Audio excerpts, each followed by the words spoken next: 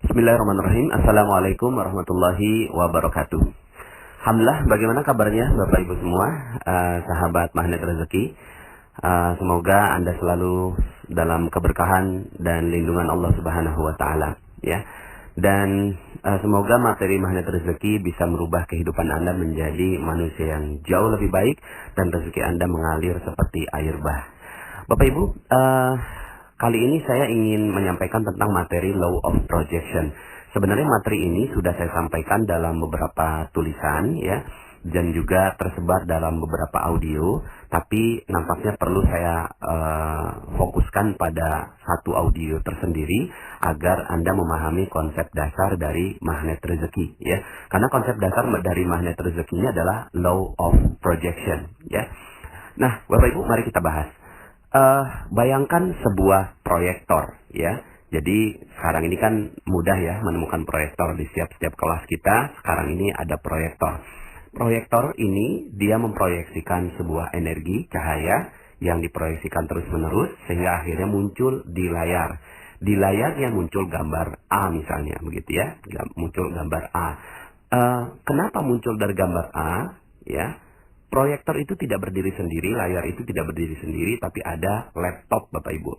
Laptopnya ini ya yang merupakan sumber dari terciptanya gambar yang ada di layar. Nah, laptop ini juga menggambarkan huruf A misalnya, begitu ya. Nah, Bapak Ibu, inilah hubungan antara proyektor, laptop, dan layar. Ya, jadi ada laptop yang menciptakan sebuah realita atau sebuah gambar, lalu kemudian proyektor memproyeksikan ya dengan cahaya, lalu kemudian akhirnya menjadi di layar tercipta sebuah gambar yang persis sama dengan apa yang ada di laptop, ya. Nah, ketika misalnya gambarnya dirubah ya apa yang ada di laptop, misalnya tekan spasi gitu ya. Kalau dalam PowerPoint kan tinggal dipencet spasi maka berubah. Nah, berubah menjadi gambar B misalnya gitu ya. Di laptop gambarnya B. Maka sepersekian detik ya muncul juga di layar gambar yang sama yaitu gambar B. Nah, ini namanya Law of Projection. Bapak Ibu, dalam kehidupan kita terjadi juga hal yang demikian. Law of Projection itu berlaku di dalam diri kita. Ini yang menjadi rahasia sehingga akhirnya banyak orang tidak memahami ini sehingga akhirnya hidupnya tidak mudah untuk dikendalikan. Ya, oke, kita lihat bahwa proyektor kita bawa kemana-mana Bapak Ibu. Ya, nggak perlu dicolok, dia selalu menyala Bapak Ibu. Ya, sadar nggak sadar, suka nggak suka, tidur berbaring dan seterusnya, dia tetap memproyeksikan. Proyektor itu namanya otak Bapak Ibu. Otak kita yang ada di atas itu adalah proyektor. Tapi dia tidak berdiri sendiri Bapak Ibu.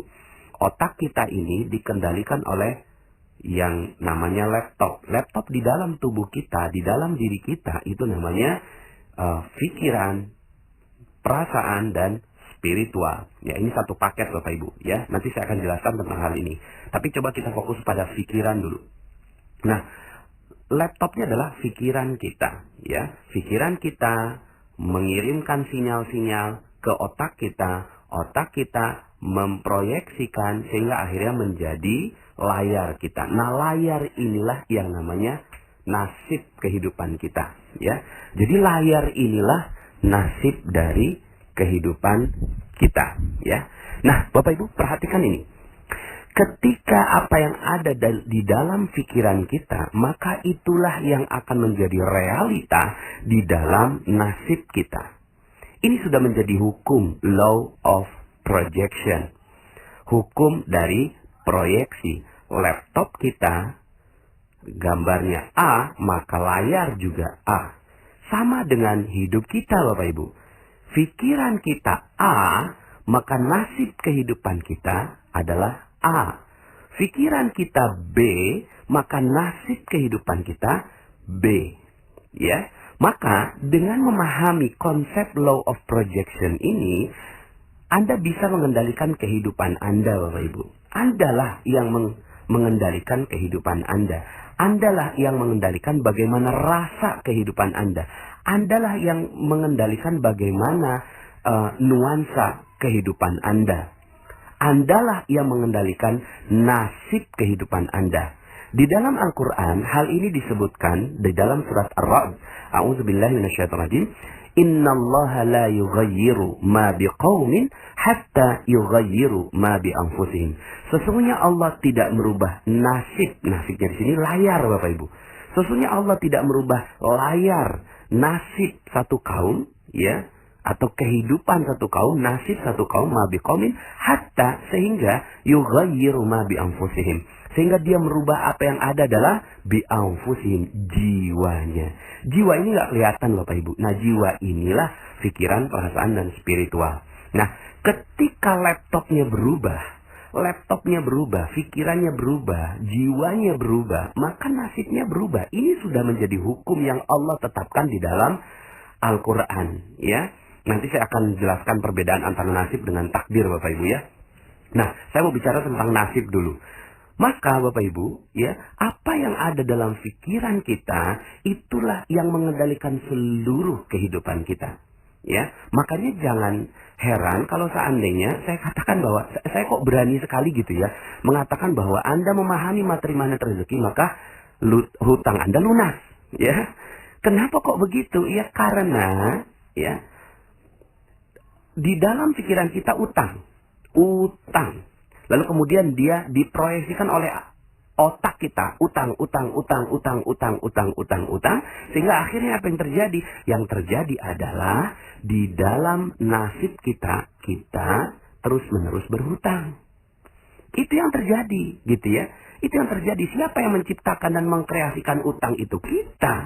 Kita sendiri yang mengkreasikan itu. Sehingga akhirnya orang yang terus berpikiran utang seperti ini, yakin Bapak Ibu, hakul yakin, sampai meninggal dunia, dia utangnya nggak akan pernah lunas, Bapak Ibu.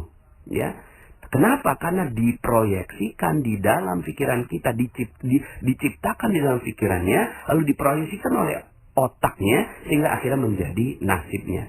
Maka pikiran kita ini nggak bisa dilawan. Yang bisa kita lakukan adalah men-switch atau merubah, ya, merubah dari energi yang tidak positif menjadi energi yang positif, dari energi yang kesannya rendah, ya, menjadi energi yang tinggi, ya. Maka apa padanan kata dari utang? Utang ini rendah sekali, hina, tidak mampu, sepertinya tidak bisa berbuat apa-apa.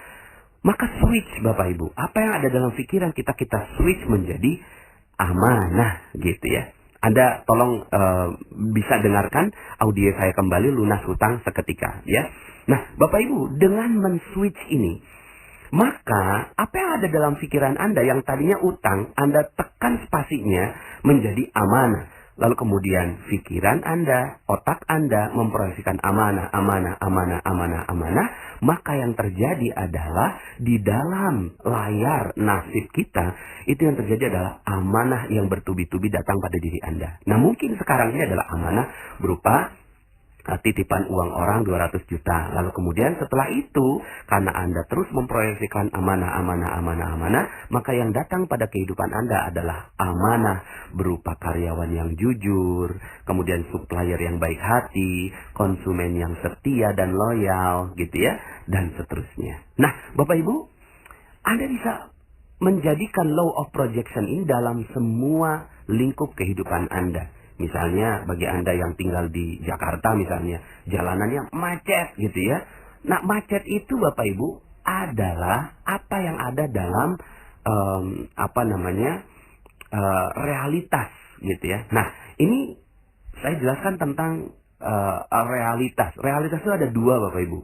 Satu, realitas sekunder, dan yang kedua adalah realitas primer. Realitas sekunder kita adalah apa yang ada dalam, apa yang Anda lihat ketika Anda membuka mata, itulah realitas sekunder. Itulah layarnya, Bapak Ibu. Ya, coba sekarang Anda tutup mata, ya, maka Anda fokus dengan yang namanya realitas primer. Realitas primer itu, ya, tidak terpengaruh dengan realitas sekunder. Realitas primernya Anda yang bisa kendalikan. Realitas sekunder